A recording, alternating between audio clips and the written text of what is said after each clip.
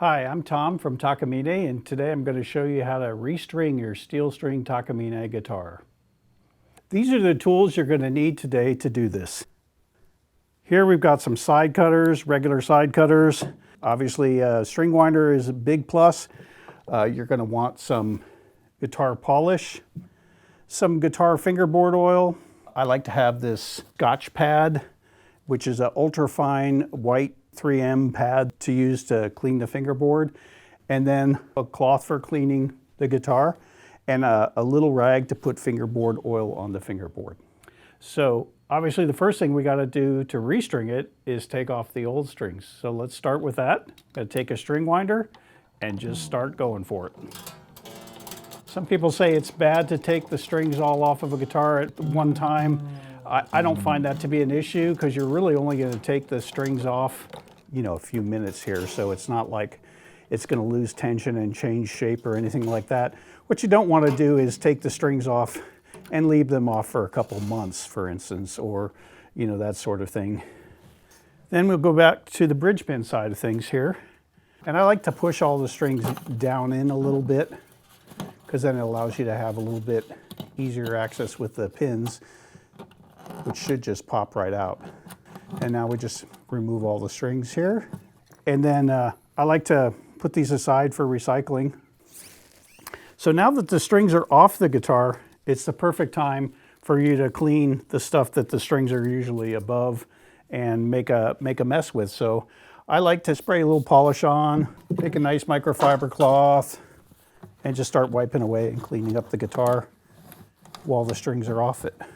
Also, one of the easiest times to clean the headstock of the guitar. And then the next thing I like to do is the fingerboard kind of gets gunk and oxidation on the frets. I like to take an ultra-fine white 3M type pad, and I like to just give it a little bit of a rub up and down the fingerboard. And that takes all the little oxidation and a little excess crud off the fingerboard. So this pad is abrasive, so you don't want to use it anywhere else except for the fingerboard. You wouldn't want to use this on the body or the headstock or anything like that to clean off because it will scratch. It'll put microfine scratches in, and that's not what we're looking for. We're just looking to polish the frets. And now what I like to do is take, a small shop rag or something like that, a paper towel would work, and I apply some of this fingerboard oil to the towel. Then I'll wipe the fingerboard oil on. A little goes a long, long way, and I just kind of work this in to the fingerboard, and it conditions, moisturizes the wood, keeps it from cracking, keeps it, in really nice shape. But the thing about it is you don't want to use too much because then it makes the guitar gummy and nasty. And I'll actually take the clean side of that cloth now and wipe it free. You could certainly see a difference in the fingerboard, how nice this looks now in comparison to how, it was a little drier beforehand. And that's just really good. And look, it even takes extra dirt off the guitar. Fingerboards get really dirty because you're playing the guitar all the time. Then we have all our new strings here. So main thing is I like to have a little bit of curve to give a slight bend to the string at the base. Not a huge bend, just enough for it to curve a little.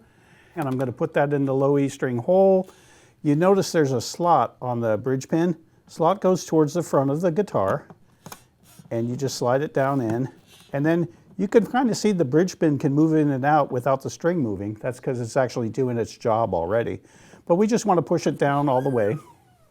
Okay, so now to show you how bridge pins work, we took this little cutout piece of a cheaper broken guitar to show you the way a bridge pin actually works. You can see the bridge pins here, and on the other side of the guitar you can see them coming out through the inside of the sound hole. This would be towards the neck of the guitar, this would be towards the back of the guitar.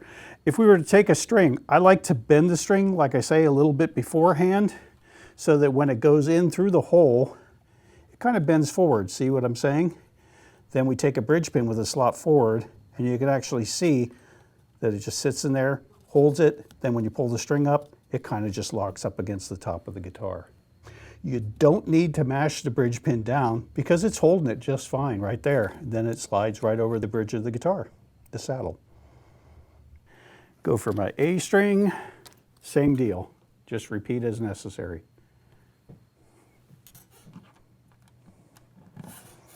slot forward, push it in, and then the high E. Key thing here is when you're doing these bends, be gentle. Don't do anything extreme. There. So now those are all in there. Then what I'll do is I'll take the low E, we bring it up to the nut slot, and then we hold it up to the post where it's going to sit in the string. On the low E, I like to go just a little bit over 1, like maybe 1 1/4 distances between these two pegs. So like for instance, you can see I'm going 1 peg and 1/4 or so. I'll usually just put my finger there and I'll clip it. Just set that to the side, go to the A. Now the A I like a little bit more because it kind of graduates up as you go through these thicker strings. And I might go to almost 1 1/2, maybe not quite on that. So here I'll start here because that's where it hits the string. I'll bring it back to the low E and then go maybe closer almost to 1 1/2 and clip it there. Now we're going to the D, and just to be clear on this, what I'm going to do is I'm going to put it through the nut slot, I'm going to bring it up to the post, then I'm gripping the string, right? And I'm pulling it back to the first post, and then I'll actually go a full 1 1/2 on there, and then I'll clip it right there. Essentially, you know, it's 1 1/2 beyond where it's going to normally hit. And the way I do that is I'll grab it here, bring it back to here, measure in between, and clip. I leave the B and the E together because I'll show you what I do later on those strings. So let's start again with the low E, and we'll actually just put it in now. I like to have the hole facing towards me so that I can come in at kind of a sharp angle, and I'll put it in through the hole. And then you'll see I have about 1/8 of an inch sticking out. Then I'll kind of pull forward, put it through the slot, and you'll see that I hold this like this to pick up the slack just so I have tension and it's not flopping around, makes it easier. And I just start tuning, making sure that when that little piece that's sticking out, the string goes under that so that it will wind down towards the bottom of the post onto the A string. Same deal. I like to line it up to where the hole is kind of pointing towards me. I'll stick it in from this side, giving myself about 1/8 of an inch proud of the string hole, and then I'll start tuning it up. Again, you see the string going under that little protrusion. Now with these wound strings, the windings on the strings kind of have a grip to them so that it won't slip, which is why we can get away with just sticking it in there and turning, because once that bend happens, it's really going to take a lot for it to slip over those grooves of the strings. I use a hand winder on this. You can use your fingers just to turn it by hand. And then if you're doing hundreds of sets of strings or you have the capability, you can use an electronic screwdriver. They make attachments for it. And of course, it will go much faster. But therein lies the rub. It'll also go much faster, so you have to be careful with it. Same deal on the G string. I come in through here, and I have it on an angle, poke down, and I go through. And this way you're, of course, turning the other way because the strings are on the other side of the neck. But that's pretty explanatory. You always want the strings to kind of come from the inside and go around to the outside. Pretty easy, pretty straightforward process.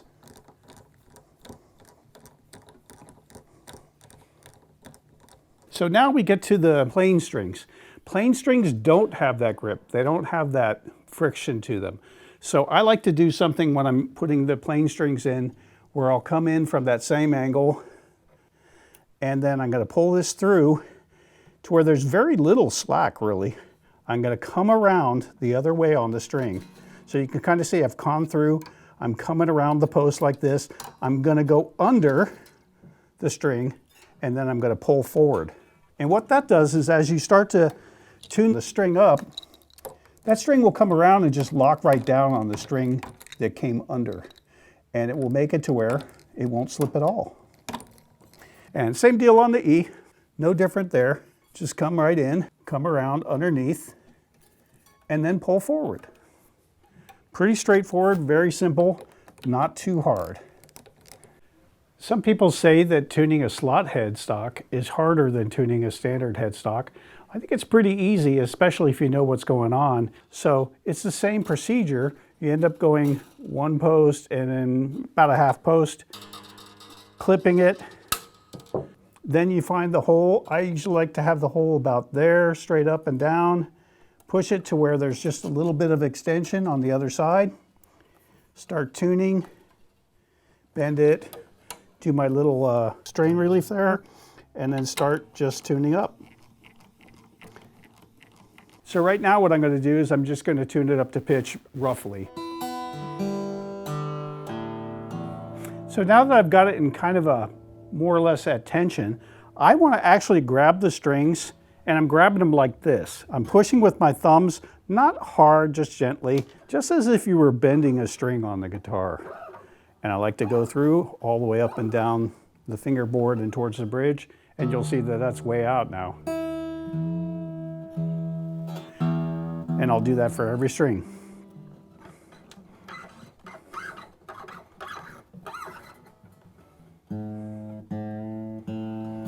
The plain strings need it a little less, but they still need it.